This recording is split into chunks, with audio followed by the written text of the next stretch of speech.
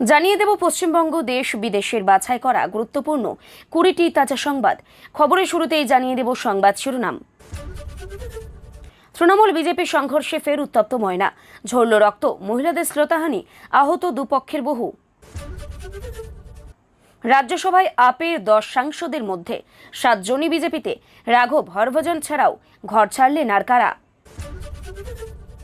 ভোটের পরে উত্তপ্ত নন্দীগ্রাম, কর্মীদের আটকে রাখার অভিযোগ, আগুন জ্বালিয়ে বিক্ষোভ বিজেপির। উঠেছে মাত্র 139 নাম, সুপ্রিম কোর্টে সওয়াল কল্যাণের, হাইকোর্টে যান বলল শীর্ষ আদালত। রাঘব চাড্ডা একাধিক আপ সাংসদের বিজেপিতে যোগ, রাজ্যসভায় শক্তি হারালো কেজরিওয়ালের দল। প্রায় 93% মহিলা প্রথম দফায় ভোট দিয়েছেন। লক্ষ্মীর ভাণ্ডার না রাত দখল, অঙ্ক কষা চলছে তৃণমূলের অন্দরে। 5 তারিখের পর কাটমানির নামে ট্যাক্স দিতে হবে না, হিঙ্গলগঞ্জ থেকে জোরালো বার্তা শাহের। হিন্দু মহিলাকে রক্ত দিয়ে প্রাণ বাঁচালেন মুসলিম যুবক, সম্প্রীতির নজির বনগাঁয়। মা বোনেরা প্রাণ ভরে দিদিকে ভোট দিয়েছে, তৃণমূলের জয় নিয়ে আত্মবিশ্বাসী জুন মালিয়া। ভোটের দিন স্লিপ নেই, পরদিন হাজির, বিএলওর গাফিলতিতে ভোট দিতে পারলেন না তরুণী। শান্তিনিকেতনে হোমের আড়ালে দেহ ব্যবসা, নাবালিকাকে লাগাতার ধর্ষণে অভিযুক্ত, নিরাপত্তারক্ষী সহ 2।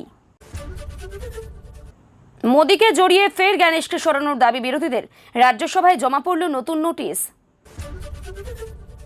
যান যমুনায় ডুব দিয়ে আসুন, দূষণের কথা মনে করিয়ে মোদীর নৌকা বিহার নিয়ে খোঁচা মমতার। কোনো শিক্ষিত ভদ্রলোক বিজেপি করে না, জগৎবল্লভপুরে দাঁড়িয়ে তোপ অভিষেকের। রাতের শহরে নজরদারিতে আইপিএস অফিসাররা, ভোট মরশুমে কলকাতা পুলিশের কড়াকড়ি। সুন্দরবনের নদী ভাঙন বনাম ডায়মন্ড হারবার মডেল, তৃণমূলের শক্তঘাটি দক্ষিণ 24 পরগনায় ফুটবে পদ্ম। ওকে সব দিলাম তাও বিজেপির কোলে বসে পড়ল, রাঘব চাড্ডার দল বদল নিয়ে তীব্র আক্রমণ আপের। জ্ঞানেশ কুমারের বিরুদ্ধে 9 অভিযোগ, নতুন করে অপসারণের নোটিশ 73 সাংসদদের। দিল্লির যমুনাকে সামলাতে পারেন না, আমাদের গঙ্গায় এসে ফটো তোলেন, মোদীকে কটাক্ষ মমতার। গুজরাটের নেতা বাংলায় এসে হুমকি দিচ্ছে, শাহকে জ্যোতিষী বলে চালে মাত অভিষেকের, হুলুস্থুলুস কাণ্ড হাওড়ায়। এতক্ষণ শুনছিলেন সংবাদ শিরোনাম, এখন আসছে বিস্তারিত খবরে। নির্বাচনের পর দিন ফের উত্তপ্ত ময়না, তৃণমূল বিজেপি সংঘর্ষে ধুমধুমার কাণ্ড, ঝরল রক্ত, আহত একাধিক, মহিলাদের শ্লীলতাহানির অভিযোগ বিজেপির বিরুদ্ধে। খবর পেয়ে ঘটনাস্থলে যায় কেন্দ্রীয় বাহিনী ও বিশাল পুলিশ বাহিনী। ঘটনার তদন্ত শুরু করেছে পুলিশ। শুক্রবার দুপুরে ময়নার বাগচার সাঁইথিয়া পুল এলাকায় বিজেপি ও তৃণমূল সংঘর্ষ বাধে। তৃণমূল কর্মীদের অভিযোগ, ভোটের দিন রাতে তাদের বাড়িতে ভাঙচুর চালায় বিজেপির কর্মীরা। এই ঘটনার প্রতিবাদে থানায় অভিযোগ জানান তারা। অভিযোগ, সেই রাগেই এদিন সকালে 250 থেকে 300 কর্মী সমর্থকরা তাদের বাড়িতে চড়াও হয়। কেন পুলিশে অভিযোগ জানানো হয়েছে সে কথাও বলে মারধর শুরু করে বিজেপি কর্মীরা। লোহার রড, লাঠি দিয়ে বেধড়ক মারধর করা হয় বলে অভিযোগ। বাড়ির মহিলাদের জামা কাপড় ছিঁড়ে দেওয়া হয় ও শ্লীলতাহানির অভিযোগও উঠেছে। তাতে তৃণমূলের 4 জন গুরুতর জখম হন, তাদের ময়না ব্লক স্বাস্থ্যকেন্দ্রে নিয়ে যাওয়া হয়েছে। আহতদের পরিবারের এক সদস্য অর্চনা বলেন, গতকাল রাতে আমাদের বাড়ি ভাঙচুর করা হয়, আমি পুলিশকে জানাই কেন অভিযোগ করা হয়েছে সেই কথা বলে আজ সকালে বিজেপির প্রায় 250 থেকে 300 জন আমাদের বাড়িতে হামলা করে। ছেলেদের পাশাপাশি মহিলাদেরও মারধর করা হয়েছে, মহিলাদের শাড়ি ছিঁড়ে দিয়েছে। অভিযোগ অস্বীকার করে বিজেপির দাবি, ভোটের পরদিন এলাকায় আড্ডা দিচ্ছিলেন বিজেপি কর্মীরা।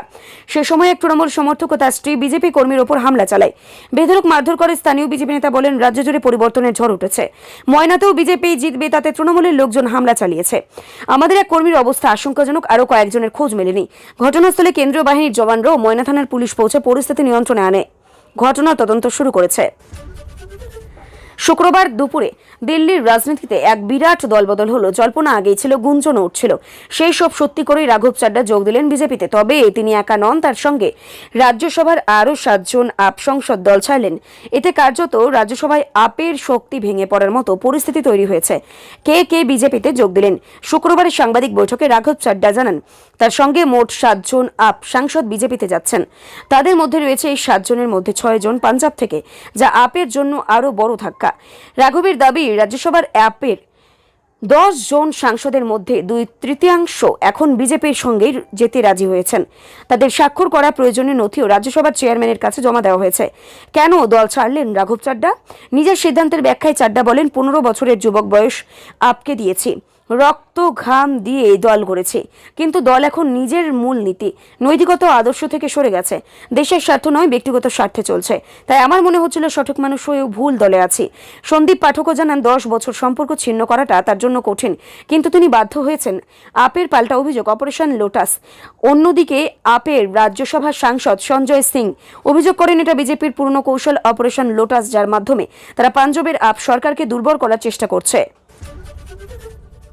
প্রথম দফার নির্বাচনে হটস্পট ছিল নন্দীগ্রামে। এদিন বিক্ষিপ্ত কয়েকটি ঘটনা ছাড়া নন্দীগ্রামে সেভাবে অশান্তির খবর পাওয়া যায়নি। তবে ভোট মিটতে উত্তপ্ত হয়ে উঠল নন্দীগ্রামের রতনপুর। ইভিএম ভর্তি বাস আটকে রেখে আগুন জ্বালিয়ে পথ অবরোধ করে বিক্ষোভ দেখাচ্ছে বিজেপি কর্মী সমর্থকরা। তৃণমূলের বিরুদ্ধে অভিযোগ, কর্মীদের আটকে রাখার অভিযোগ উঠছে। ঠিক কি ঘটেছে? বিজেপির অভিযোগ, মোহাম্মদপুর বুথে এজেন্টদের আনতে গিয়েছিলেন তাদের কর্মীরা, সেখানে তাদের মারধর করে তৃণমূল আশ্রিত দুষ্কৃতীরা। শুধু তাই নয়, তাদের কর্মী ও এজেন্টদের আটকে রাখা হয় বলে অভিযোগ। ঘটনাস্থলে পৌঁছে পুলিশ ওই বিজেপি কর্মীদের উদ্ধার করে। আর এই ঘটনাকে কেন্দ্র করে উত্তেজনা ছড়ায়। কর্মীদের মারধরের অভিযোগে বিক্ষোভ দেখাতে শুরু করেন বিজেপি কর্মী সমর্থকরা। নন্দীগ্রামে চণ্ডীপুর রাজ্য সড়কে রতনপুর স্ট্যান্ডের কাছে আগুন জ্বালিয়ে পথ অবরোধ করছেন তারা। প্রায় বেশ কিছুক্ষণ ওই অবরোধের ফলে আটকে পড়ে একাধিক ডিসিআরসি হলদিয়ামুখী গাড়ি। প্রতিবেদন লেখা পর্যন্ত ঘটনাস্থলে পৌঁছায়নি কেন্দ্রীয় বাহিনী বা পুলিশ। তৃণমূল কি বলছে? এদিকে তৃণমূল কংগ্রেসের অভিযোগ, বিজেপির লোকেরা ইভিএম মেশিন নেওয়ার জন্য ঢুকেছিল। কমিশনের লোক সেজে বুথে ঢুকেছিল, যদিও সেই অভিযোগ অস্বীকার করেছে তৃণমূল। 27 লক্ষের মধ্যে নিষ্পত্তি মাত্র 139টি। এই বিষয়ে আদালতের হস্তক্ষেপের প্রয়োজন হলে আবেদন করা যাবে হাইকোর্টে। এসআইআর মামলা শুনানিতে এমনটাই জানালো সুপ্রিম কোর্ট। আজ শুক্রবার দুপুরে সুপ্রিম কোর্টের প্রধান বিচারপতি সূর্যকান্ত এবং বিচারপতি জয়মাল্য বাগচি এজলাসে এই মামলার শুনানি হয়। তৃণমূলের হয়ে মামলায় সওয়াল করেন আইনজীবী কল্যাণ বন্দ্যোপাধ্যায়। মামলার শুনানিতে প্রধান বিচারপতির এজলাসে তিনি জানান, সুপ্রিম কোর্টের নির্দেশে ট্রাইব্যুনালের কাজ চলছে, কিন্তু 27 লক্ষ আবেদনের মধ্যে নিষ্পত্তি হয়েছে মাত্র 139। তবে এক্ষেত্রে সুপ্রিম কোর্টের প্রধান বিচারপতি সূর্যকান্ত জানান, প্রয়োজন হলে এক্ষেত্রে মামলাকারীর পক্ষ থেকে হাইকোর্টের প্রধান বিচারপতি সুজয় পালের কাছে আবেদন করা যেতে পারে। শুধু তাই নয়, ট্রাইব্যুনালের নাম নিষ্পত্তি নিয়ে হাইকোর্টে আবেদন করা যাবে। মামলার শুনানিতে প্রধান বিচারপতির এজলাসে তিনি জানান, সুপ্রিম কোর্টের নির্দেশে ট্রাইব্যুনালের কাজ চলছে, কিন্তু 27 লক্ষ আবেদনের মধ্যে নিষ্পত্তি হয়েছে মাত্র 136। তবে এক্ষেত্রে সুপ্রিম কোর্টের প্রধান বিচারপতি সূর্যকান্ত জানান, প্রয়োজন হলে এক্ষেত্রে মামলাকারীর পক্ষ থেকে হাইকোর্টের প্রধান বিচারপতির পক্ষ থেকে হাইকোর্টের প্রধান বিচারপতি সুজয় পালের কাছে আবেদন করা যেতে পারে। শুধু তাই নয়, ট্রাইব্যুনাল নাম নিষ্পত্তি নিয়ে হাইকোর্টে আবেদন করা যাবে বলেও রাখা প্রয়োজন। ইতিমধ্যে প্রথম দফার নির্বাচন সম্পন্ন হয়েছে। কয়েকটি বিক্ষিপ্ত ঘটনা ছাড়া মোটের উপর শান্তিপূর্ণভাবেই মিটছে নির্বাচন। শুধু তাই নয়, নজিরবিহীন ভোট পড়ছে। ভোটের এই হার দেখে এদিন সন্তোষ প্রকাশ করেছেন সুপ্রিম কোর্টের প্রধান বিচারপতির বেঞ্চ। শুক্রবার শুনানি শুরু হতেই রাজ্যের প্রথম দফা ভোট নিয়ে আলোচনা করেন সকলে। রাজ্যের তরফে আইনজীবী কল্যাণ বন্দ্যোপাধ্যায় বলেন, এবার 92% ভোট পড়েছে। পরিযায়ী শ্রমিকরা এসেও ভোট দিয়েছেন। তাতে বিচারপতি জয়মাল্য বাগচি মন্তব্য করেন, কোনো হিংসার ঘটনা ঘটেনি। এরপরই প্রধান বিচারপতি সূর্যকান্ত বলেন, একজন ভারতীয় নাগরিক হিসেবে ভোটদানের বেশি হার দেখে আমি খুবই খুশি। মানুষ যখন ভোটাধিকার প্রয়োগ করে তখন গণতান্ত্রিক ব্যবস্থাকে আরও শক্তিশালী করে। কেন্দ্রের তরফে সলিসিটর জেনারেল তুষার মেহতা বঙ্গে প্রথম দফার ভোট নিয়ে মন্তব্য করেন, 92% ভোট পড়া ঐতিহাসিক। কিছু বিচ্ছিন্ন ঘটনা ছাড়া নির্বাচন সম্পূর্ণ শান্তিপূর্ণ। তিনি কেন্দ্রীয় বাহিনীর কাজের প্রশংসা করেন। শুক্রবার নয়াদিল্লিতে ভারতীয় জনতা পার্টির প্রধান নীতিন নবীনের উপস্থিতিতে আম আদমি পার্টির রাজ্যসভার সাংসদ রাঘব চাড্ডা, অশোক মিত্তাল এবং সন্দীপ পাঠক বিজেপিতে যোগ দিয়েছেন। প্রাক্তন ক্রিকেটার হরভজন সিং, স্বাতি মালিওয়াল, রাজেন্দর গুপ্তা এবং বিক্রম সাহনি সহ আপের 4 জন সাংসদ পরবর্তীতে বিজেপিতে যোগ দেবেন বলেও জানানো হয়েছে। বিজেপি কার্যালয়ে যোগদান অনুষ্ঠানে নবীনের কাছ থেকে ফুলের তোড়া গ্রহণ করেন চাড্ডা, মিত্তাল ও পাঠক। সেখানে উপস্থিত অন্যান্য বিজেপি নেতাদের সঙ্গেও শুভেচ্ছা বিনিময় করেন। 37 বছর বয়সে রাঘব চাড্ডা ঘোষণা করেন, তিনি সহ আপ এর 6 জন সাংসদ দল ত্যাগ করে বিজেপিতে যাচ্ছেন। 2012 সালে দুর্নীতি বিরোধী মঞ্চ হিসেবে আপ গঠিত করেছিল। কয়েক সপ্তাহ আগে তাকে রাজ্যসভায় আপের উপনেতার পদ থেকে অপসারণ এবং সেখানকার অশোক মিত্তালকে নিযুক্ত করার পর চাড্ডার এই দলবদল ঘটে। পরে মিত্তালকে চাড্ডা ও পাঠকের সাথে বিজেপিতে যোগ দেন। 2022 সালে দেশের সর্বকনিষ্ঠ সাংসদ হওয়া চাড্ডা সাংবাদিকদের জানান, সংবিধান অনুসারে একটি দলের মোট সাংসদদের 2/3 অন্য একটি দলের সাথে মিশে যেতে পারে। এ বিষয়ে আমরা রাজ্যসভার চেয়ারম্যান সিপি রাধাকৃষ্ণনকে প্রয়োজনীয় নথিসহ একটি চিঠি জমা দিয়েছি। আপের মোট 10 জন রাজ্যসভা সাংসদের মধ্যে 7 জন বিজেপিতে যোগ দেওয়ায় এখন উচ্চকক্ষে মাত্র সিচেওয়াল এবং এন.ডি. গুপ্তায় 3 জন সাংসদ রইলেন। সর্বশেষ বড় ভোট 2024 সালের লোকসভা। সেই ভোটের ফলাফল বলেছিল মমতাতেই আস্থা রেখেছে রাজ্যের মহিলা ভোটের সর্বাধিক অংশ। আবার এও বাস্তব যে 2024 সালে লোকসভা নির্বাচনের 1.5 মাসের মধ্যেই আরজি কর নিয়ে রাজপথে নেমেছিলেন মহিলারা। দাবি আছে, প্রত্যাশিতভাবে আছে পাল্টা দাবিও, কিন্তু সেই সব প্রকাশ্যে। ভেতরে ভেতরে বিজেপি এবং তৃণমূল যুযুধান দুই শিবিরে প্রথম দফার ভোটের হিসাব কষা জারি রয়েছে বৃহস্পতিবার সন্ধ্যার পর থেকেই। তৃণমূলের অন্দরের আলোচনায় উল্লেখযোগ্য সূচক হয়ে উঠছে মহিলাদের ভোটদানের রেকর্ড। সেই সূত্রেই রয়েছে প্রশ্ন, এত মহিলা ঘর থেকে বেরিয়ে বুথে দাঁড়ালেন, ভোট দিলেন, এই সব ভোট কি লক্ষ্মীর ভাণ্ডারের, নাকি এই ভোট রাত দখলের, অর্থাৎ প্রতিষ্ঠান বিরোধিতার ভোটের মাধ্যমে রাত দখলের ভোট? গত 17 বছর ধরে পশ্চিমবঙ্গের প্রায় সব ভোটেই মহিলা সমর্থনের সিংহভাগ পেয়েছেন মমতা বন্দ্যোপাধ্যায়।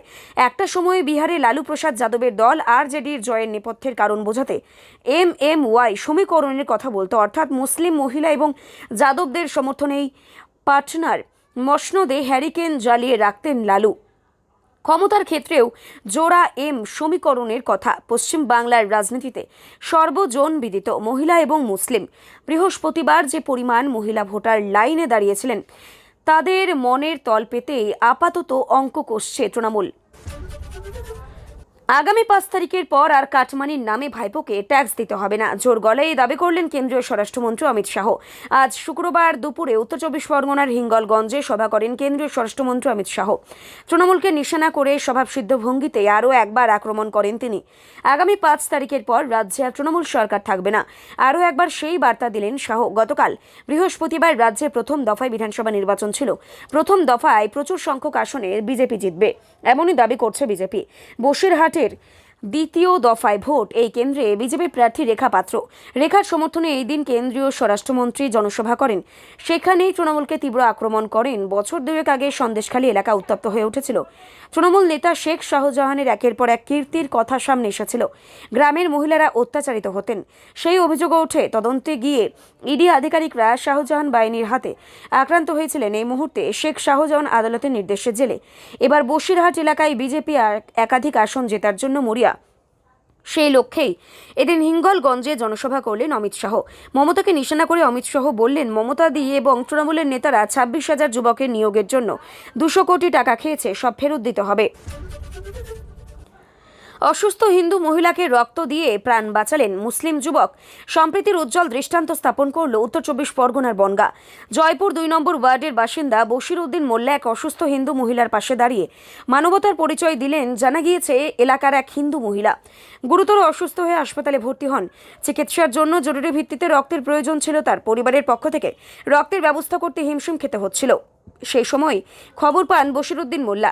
খবর পাওয়া মাত্রই দেরি না করে তিনি হাসপাতালে ছুটে যান এবং স্বেচ্ছায় রক্তদান করেন। তার এই উদ্যোগে বাঁচে ওই মহিলার প্রাণ। এই ঘটনাকে ঘিরে এলাকায় প্রশংসার ঝড় উঠেছে। স্থানীয় বাসিন্দাদের মতে ধর্ম বর্ণের ঊর্ধ্বে উঠে এভাবেই মানুষের পাশে দাঁড়ানোই প্রকৃত মানবিকতার পরিচয়। বশির উদ্দিন মোল্লার এই মানবিক উদ্যোগ আবারও প্রমাণ করল, সম্প্রীতির এখন সমাজের ভেতরে গভীরভাবে বেঁচে আছে। শুধু প্রয়োজন সঠিক সময়ে সঠিক মানুষের উদ্যোগ। চিকিৎসকরা জানাচ্ছেন, বহু মানুষের ধারণা আছে রক্তদান করলে নাকি শরীর দুর্বল হয়ে যায়, কিন্তু সেই ধারণা ভুল। রক্তদান করা শুধুমাত্র অন্যের জন্য নয়, নিজের শরীরের জন্য উপকারী। গবেষণা অনুযায়ী মানুষের শরীরে প্রতিনিয়ত রক্তকণিকা তৈরি হচ্ছে, আবার একটি নির্দিষ্ট সময়ের পর সেই রক্তকণিকার আয়ু শেষও হয়ে যায়, আবার নতুন রক্তকণিকা সেই জায়গা নিয়ে নেয়। কোনো ব্যক্তি যদি রক্তদান করে তাহলে তার শরীরে নতুন করে রক্তকণিকা তৈরি হওয়ার ক্ষমতা বাড়ে, শরীরে অস্থি মজ্জা সক্রিয় হয়, রক্তের প্রবাহ ভালো হয়। এর ফলে একদিকে যেমন শরীর চনমনে থাকবে, তেমনই উচ্চ রক্তচাপ, স্ট্রোক কিংবা হার্ট অ্যাটাকের সম্ভাবনাও কমবে। সেই সঙ্গে মুমূর্ষু রোগীর প্রাণও রক্ষা পাবে।